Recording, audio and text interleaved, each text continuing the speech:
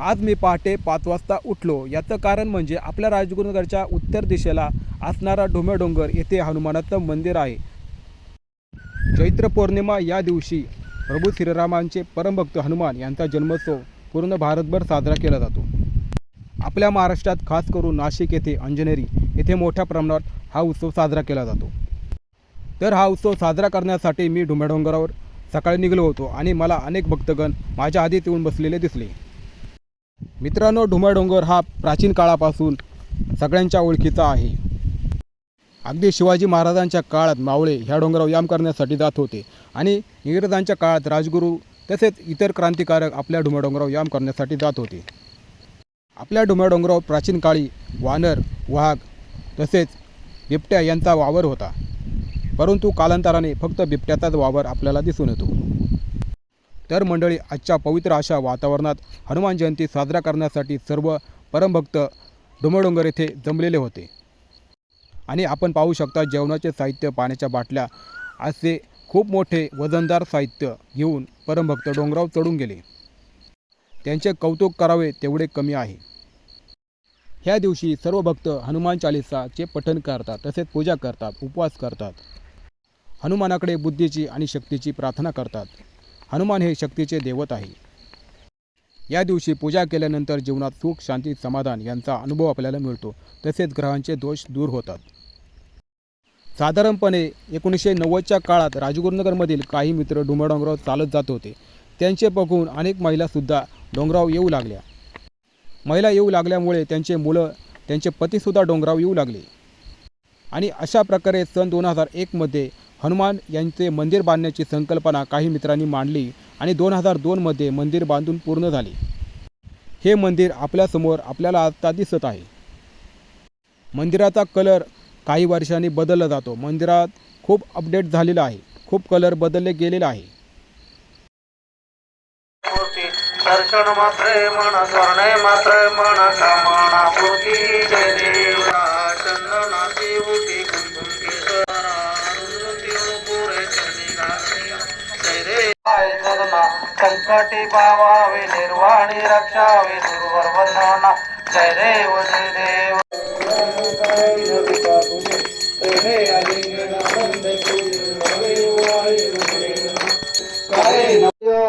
या संताशी निर्व्याची मजले अनेक तुझी ज्ञानदेव तुकाराम. ढुम्या डोंगर हा आपल्या राजगुरुनगरमध्ये खूप प्रसिद्ध आहे. आपल्या राजगुरुनगरमध्ये एकसुद्धा असं ठिकाण नाही जेथे माणूस याम करू शकतो. एकसुद्धा असं गार्डन नाही जेथे माणूस बसू शकतो. आपला ढुम्या डोंगर आपल्यासाठी एक वरदान आहे. ह्या डोंगरात हिवाळ्यात धुके, पावसाळ्यात सुद्धा धुके आणि उन्हाळ्यात अतिशय थंड हवेचा अनुभव संध्याकाळी आपल्याला मिळतो. हनुमान जयंतीचे नियोजन कार्यकर्ते खूप आधीपासूनच करतात. वर्गणी काढतात, जेवणाचा खर्च उचलतात, देणगी देतात, टी-शर्ट छापतात, मंदिराला कलर करतात, झाडे लावतात, खूप छान अशी कामं करतात.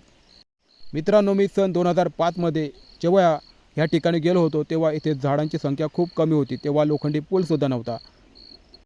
परंतु आज जागरूक नागरिकांनी ह्या ठिकाणी वृक्षारोपण लावून ह्या डोंगराचे पावित्र्य वाढवले आहे. येथे ऑक्सिजनची मात्रा वाढवली आहे. ह्या डोंगरावरून आपल्याला पूर्ण राजगुरुनगरचे दृश्य दिसते. हे दृश्य पाहण्यासाठी सकाळी लोक येतात, काही लोक आवर्जून रात्रीसुद्धा येतात. रात्री एकांतात येथे बसतात आणि आपल्या खेडचे सर्व दृश्य रात्री आपल्या डोळ्यात सामावून घेतात. हनुमान जयंतीच्या दिवशी अतिशय चांगलं जेवण केलं जातं. लापशी, मसाले भात, शाकभाजी, बुंदी, लाडू, पेढा असे वेगवेगळे पदार्थ ठेवले जातात. मित्रांनो, इतर दिवशी आपण येत नसाल पण हनुमान जयंती या दिवशी तरी किमान देवासाठी आपण या. आपल्या बायका, मुले, आईवडील, त्याचप्रमाणे आजी आजोबा यांनासुद्धा घेऊन या. देव आपल्याकडे काहीच मागत नाही. देव फक्त आपल्याकडे भक्ती मागतो, आपलं प्रेम मागतो.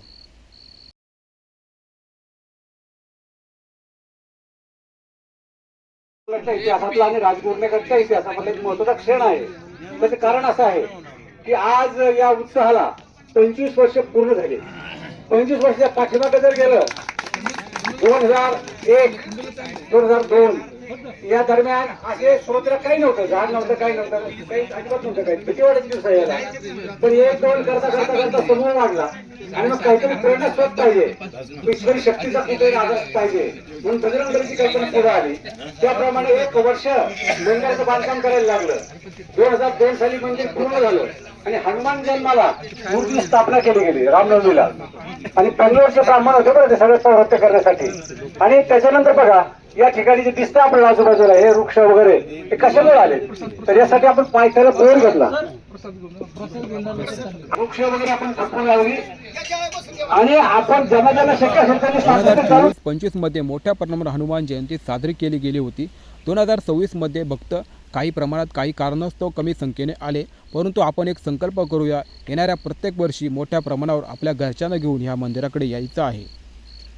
मंदिराला आपल्या ऐपतीप्रमाणे देणगी दान करायची आहे. मंडळी, आपण जर घराबाहेर पडलो तर आपला चेहरा इतर लोकांना दिसतो. जी लोक आपल्याला लाईक करतात ते आपल्याला इंस्टाग्रामवर शोधतात, आपल्याला रिक्वेस्ट पाठवतात, याप्रमाणे आपण फ्रेंड बनतो. म्हणून आपण बाहेर पडलो पाहिजे. कीर्तनकार प्रकाश महाराज राऊत यांनी अतिशय चांगलं कीर्तन केलं. त्याच्यानंतर भक्तगणांनी प्रार्थना केली, आरती घेतली. त्याच्यानंतर लोकांनी पंक्ती सजवल्या, जेवणाचा आनंद घेतला. मित्रांनो, आपण आपल्या घरी एकटं जेवता, काही वेळेस आपण परिवारासोबत जेवता, परंतु असं सामूहिक जेवण करण्याचा आनंद खूप वेगळा असतो. त्यामुळे एकत्र या, एकत्र जेवण करा. एकत्र येण्याचा आनंद खूप मोठा असतो. आपल्याला घर, गाडी, पैसा, बंगला, सोनं यांची गरज असते, परंतु देवाला त्याची काही गरज नसते, कारण देवाकडे ते आधीपासूनच असतं. देवाला फक्त आपल्या प्रेमाची, आपल्या भक्तीची गरज असते. मंडळी, पहा हनुमानाचे मनमोहक असं रूप.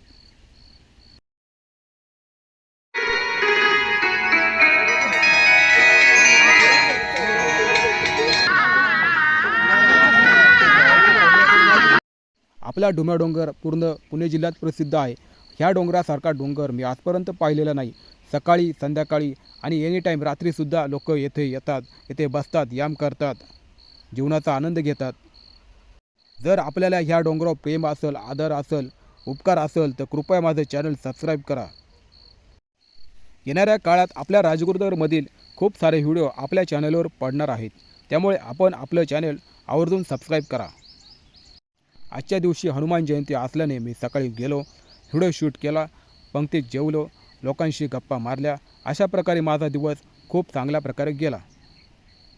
मी तुम्हाला पुढल्या वर्षीचे आमंत्रण देतो, निमंत्रण देतो. तुम्ही आवर्जून येथे या, देवाची भक्ती करा, पंक्तीत जेवा, फोटो काढा. डोंगरावर आपल्या नावाचं एकतरी झाड लावा. डोंगराची काळजी घ्या, कुठेही कचरा करू नका. धन्यवाद.